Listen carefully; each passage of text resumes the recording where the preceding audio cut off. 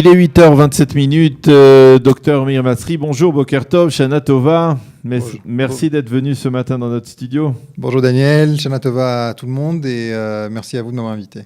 Alors, ce matin, comme je le disais en présentation, nous sommes le 12 septembre et nous sommes, on peut dire, entre les commémorations, nous en parlé avec Eliana, du 11 septembre 2001, mais aussi, et demain, on en parlera certainement dans les médias israéliens, le 25e anniversaire des accords d'Oslo, 13 septembre 1993, cette fameuse poignée de main entre Yasser Arafat et Yitzhak Rabin sur les pelouses de la Maison-Blanche. Alors, on est en plein au milieu de cette date et cela nous donne l'occasion d'essayer de voir avec vous, qui êtes orientaliste, quels sont les grands changements qui sont intervenus au Proche-Orient à la suite d'abord de ce qui s'est passé avec Oslo et aussi en particulier avec le 11 septembre. Tout d'abord, il y a un lien entre les deux. Il y a un lien entre les deux. On pourrait parler, par exemple, de principalement la prise de conscience mondiale du phénomène du terrorisme et la condamnation du double langage. Ça veut dire, aujourd'hui, il n'est plus concevable qu'un dirigeant dans le monde tienne un discours différent selon la langue dans laquelle il s'exprime. Le 11 septembre a eu lieu en 2001. Le 11 septembre ne constitue pas un tournant parce que c'est à ce moment-là que le terrorisme est apparu. Le terrorisme existait déjà avant. Il y avait des attentats. Il y a eu des attentats des ambassades américaines en Afrique. Il y a eu une vague d'attentats sans précédent aussi dans plusieurs régions dans le monde. Les années 90 ont été extrêmement violentes en Égypte, par exemple. Il y a eu des attentats sanglants, également d'une ampleur inédite. Mais c'est à ce moment-là qu'il y a une prise de conscience mondiale du phénomène de terrorisme. Il y a l'idée que le terrorisme est un problème qui doit être traité à l'échelle mondiale et non pas seulement à l'échelle locale. À partir du 11 septembre, il y a une prise de conscience donc, mondiale et il y a une pression extrêmement forte de la part des États-Unis d'intervenir là où il y a un problème de terrorisme, d'extirper le terrorisme à sa racine. Pour la première fois, on parle donc de projets de long terme pour mettre un terme au phénomène du terrorisme. On commence à s'intéresser aux manuels scolaires, par exemple, dans certains pays. On commence à s'intéresser aux sermons dans les mosquées. C'est là qu'on commence aussi à s'intéresser à la question des droits de l'homme dans les pays du Moyen-Orient, la démocratisation, l'idée que la démocratie est un rempart contre le terrorisme. Oui. Et l'idée que c'est depuis cette date d'ailleurs que la démocratie semble devenir une valeur universelle. Ça veut dire jusqu'en 2001, 2000, la fin des années 90, il y avait encore une tolérance sur la scène internationale de la différence qui pourrait exister dans certains régimes politiques. La dictature, après tout, c'est leur culture. Même les pays non démocratiques se définissaient ouvertement comme des pays qui n'étaient pas démocratiques. Alors qu'aujourd'hui, même les dictatures les plus féroces cherchent à se justifier, à prouver qu'elles seraient des démocraties. Je vais vous donner un exemple qui pourrait contredire ce que vous dites. C'est la Syrie. On en parle aujourd'hui, c'est d'actualité. On parle avec Idlib. Bachar Assad, c'est le pire, on va dire, l'un des plus féroces dictateurs, un homme qui a massacré des centaines de milliers de ses citoyens et qui est toujours au pouvoir et qui continuerait à être au pouvoir, qui devrait rester au pouvoir avec la caution de nations comme la Russie. Ça veut dire que même là, c'est-à-dire la démocratie, on ne peut pas dire que la démocratie a connu un certain succès au Proche-Orient au cours des 17 dernières années, après les efforts de l'administration Bush, ce qui s'est passé en Irak, ce qui s'est passé en Afghanistan. On ne voit pas vraiment... C'est-à-dire que même en Syrie, vous avez raison de le souligner, et je m'en réjouis. Aujourd'hui, beaucoup de modérés dans le monde cherchent à réhabiliter le régime de Bachar el-Assad.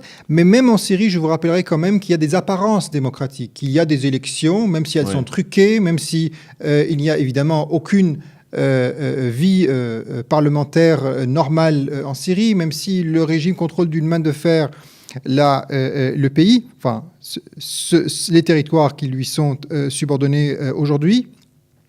Mais il y a quand même un souci d'apparence, ce qui n'était pas le cas avant. Avant, il n'y avait pas du tout d'élections dans les pays arabes. Avant, il y avait des référendums tous les 5, 6, 7 ans, et puis le peuple disait oui ou non. Est-ce qu'on peut dire que, par exemple, que que ce qui s'est passé le 11 septembre a quelque part bousculé, on va dire, a ébranlé aussi les dictatures proche-orientales. Il y a eu ce printemps arabe, ce que l'on a appelé le printemps arabe, mais finalement qui n'a pas véritablement apporté de changement, à de très rares exceptions près.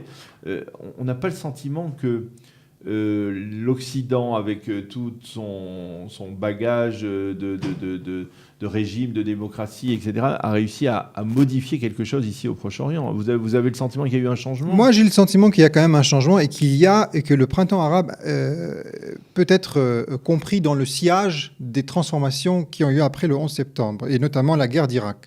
Parce que après l'intervention en Irak, pour la première fois dans l'histoire du Moyen-Orient, un président est jugé, est déchu, jugé pour ses crimes de guerre. Bon, il sera par la suite également exécuté.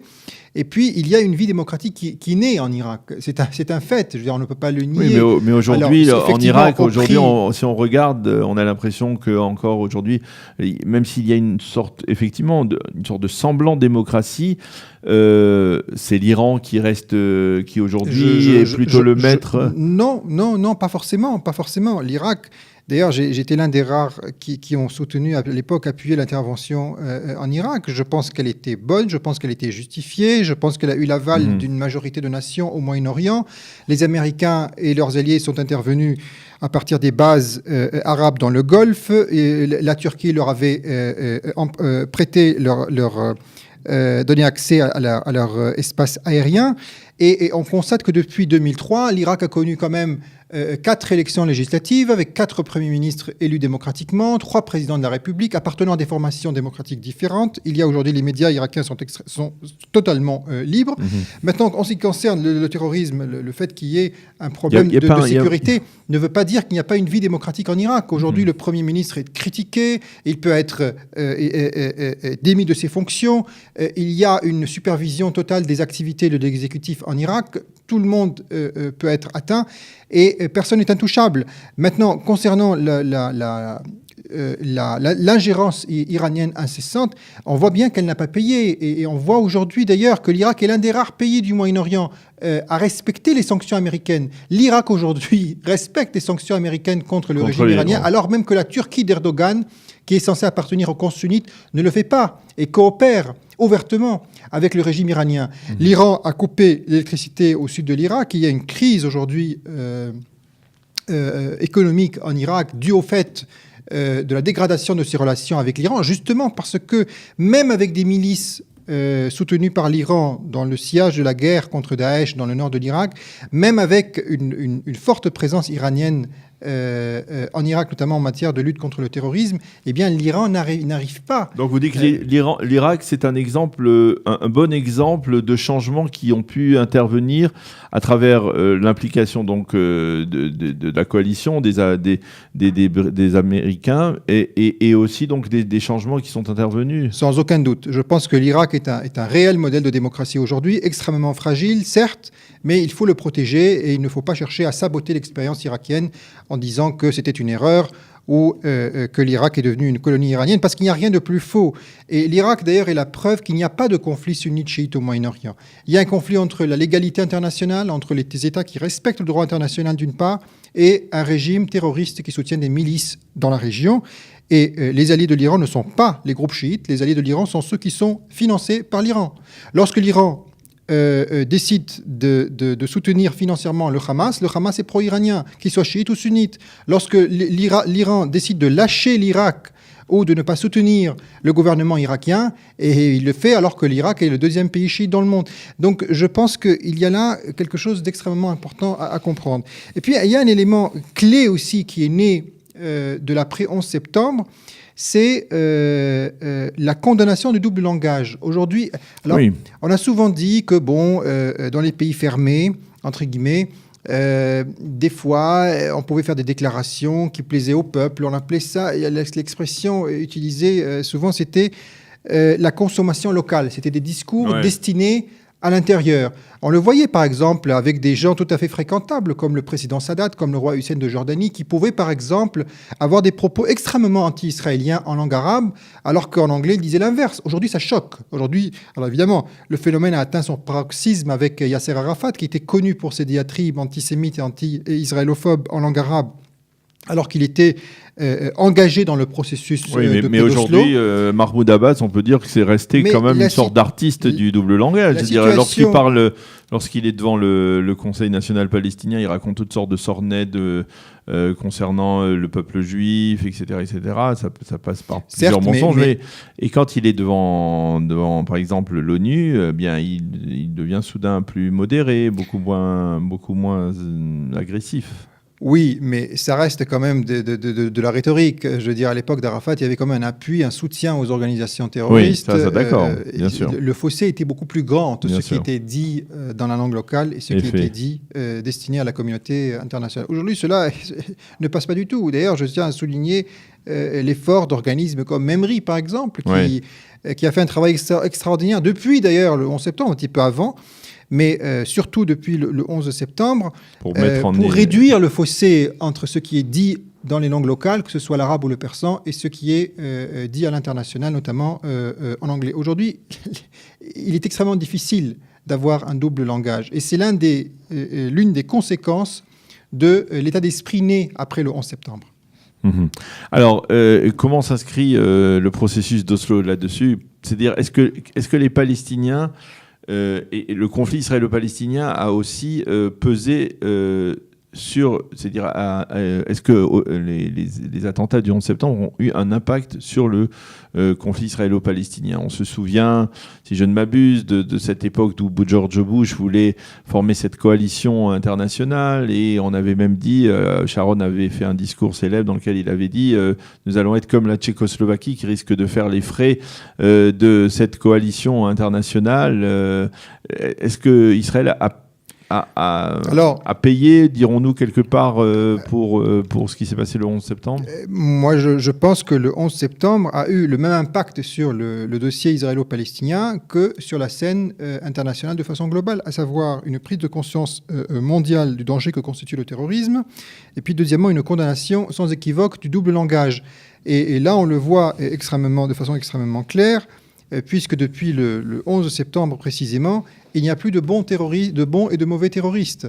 Le terrorisme est condamnable pour les actes qu'il commet et non pas pour la cause qu'il prétend servir. On a entendu cette phrase à plusieurs reprises, dite différemment selon les responsables politiques dans le monde. Et puis à l'époque, ça nous faisait plaisir en Israël. On disait « Ah, le ministre des Affaires étrangères de je ne sais plus quel pays d'Europe de l'Est a dit ça, c'est extrêmement positif », alors qu'aujourd'hui, ça paraît évident. À l'époque, ça n'était pas. Il y avait quand même dans le monde une réticence quant à toute condamnation du terrorisme palestinien. Et nous étions en plein deuxième intifada, il ne faut pas non plus l'oublier, puisqu'en 2001, on avait en Israël des attentats de façon quotidienne. Donc, il y a un impact extrêmement clair. Et puis, il y a aussi un impact pour, comme nous l'avons souligné, la question du double langage et de la double attitude également. Parce que c'est à ce moment-là également que les yeux du monde sont beaucoup plus tournés vers ce qui se passe à Ramallah. On voit Arafat se plaindre de son encerclement dans la Moukata. Et puis après, on voit aussi le Karin A raisonner en pleine Méditerranée avec des armes, avec des factures portant le nom d'Arafat et en provenance de l'Iran. Et avec laquelle d'ailleurs il n'était pas censé avoir des relations officielles. Et puis par la suite également, Israël livrera une liste de terroristes à arrêter à l'autorité palestinienne. L'autorité palestinienne prétendra qu'elle est dans l'incapacité de les arrêter. Elle ne dira pas que ce sont des personnes innocentes et qu'elle ne souhaite pas les arrêter. Elle dit qu'elle souhaite les arrêter, qu'Israël peut faire confiance sur eux, qu'Israël peut compter sur leur concours, mais qu'ils sont dans l'incapacité de le faire. Et puis après, on découvrira que ces mêmes personnes figurant sur la liste fournie par Israël sont les invités de M. Arafat dans le sous-sol de la Moukata. Ouais. Et cela, évidemment, a choqué l'opinion internationale et a été inacceptable pour l'administration américaine. Oui, mais on ne peut pas dire... C'est-à-dire, on a vécu 8 années d'administration Obama. Pendant ces 8 années, on n'avait pas eu le sentiment que les Palestiniens faisaient les frais particulièrement de ce qui s'était passé le 11 septembre. On avait l'impression, au contraire, qu'il y avait presque une forme de légitimation par l'administration Obama du comportement des Palestiniens. Aujourd'hui, ça a changé avec Trump, et on le voit aujourd'hui encore particulier avec Trump qui décide de fermer la représentation diplomatique de l'OLP à Washington pendant la fête. Les choses semblent même pas pour les Américains pas tout à fait claires, que l'on soit démocrate ou républicain. Moi, je pense que depuis le tournant qu'a constitué l'après-11 septembre, il y a quand même un changement extrêmement clair. On ne peut pas du tout comparer la situation sous l'administration de Barack Obama avec celle qui était l'état général qui régnait avant le 11 septembre. Parce que d'ailleurs, je signalerai que c'est sous l'administration Barack Obama, c'est sans doute une coïncidence, mais c'est à ce moment-là que la coopération entre Israël et l'autorité palestinienne va atteindre son paroxysme au niveau de la lutte contre le terrorisme, la coordination sécuritaire. L'autorité palestinienne arrête des terroristes. L'autorité palestinienne, je veux dire, coopère pleinement avec Israël. Ce n'est pas un ennemi. Il faut arrêter de considérer l'autorité palestinienne aujourd'hui comme l'ennemi d'Israël. La situation n'a rien à voir avec la configuration que nous avons connue sous Arafat. Parce que le problème avec les responsables palestiniens et le problème avec Arafat à l'époque, ce n'était pas les accords d'Oslo. C'était le non-respect des accords d'Oslo. Le problème n'est pas que l'accord d'Oslo soit bon ou mauvais. Alors là, évidemment, il peut y avoir une marloquette en Israël. On peut dire oui, non. Et chacun a son opinion sur la question pour des raisons à la fois idéologiques et pragmatiques. Mais le principal problème, c'est que la partie palestinienne, sous Arafat, n'a pas respecté les accords d'Oslo. Elle a signé un accord qu'elle a bafoué par la suite. Et c'est cela, en fait, le problème. Et on peut considérer qu'aujourd'hui, eh bien, cette situation est différente.